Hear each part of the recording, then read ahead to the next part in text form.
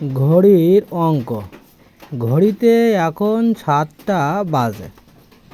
ঘন্টার কাঁটার ও মিনিটের কাঁটার মধ্যকার কোণটি কত ডিগ্রি হবে?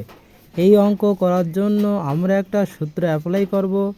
11m-60h/2। যেহেতু এখানে আমাদের 7টা, তার মানে আমাদের কোনো মিনিট নেই, তাহলে মিনিটের ঘরে আমরা 0 দেব। তাহলে 11 গুণ 0 মাইনাস 60, এখানে কয়টা বাজে? 7টা, তাহলে গুণ 7/2। তাহলে 11-এর সাথে 0 গুণ করলে হয় 0 মাইনাস 6×7=42, আর 0 বসে গেল /2। এখানে তাহলে কত হবে? মাইনাস 420/2।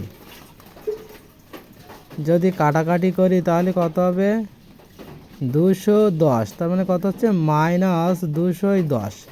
এই ক্ষেত্রে মাইনাসের কোনো ভ্যালু নেই, তার মানে মাইনাস আগে তার কোনো মূল্য নেই। তাহলে আমরা কী লিখব? 210। তবে আমাদের মনে রাখতে হবে,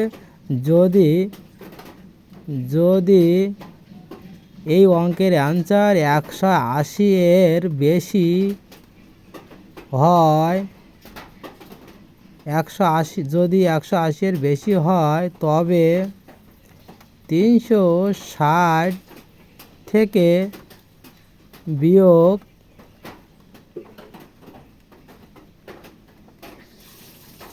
হবে। তাহলে এই যে 210 হচ্ছে আমাদের 180-এর থেকে বেশি, তাহলে আমাদের 360 বিয়োগ 210 বিয়োগ করলে হয় 0.51, মানে 150। তাহলে আমাদের অ্যান্সার হবে খ নম্বর 150।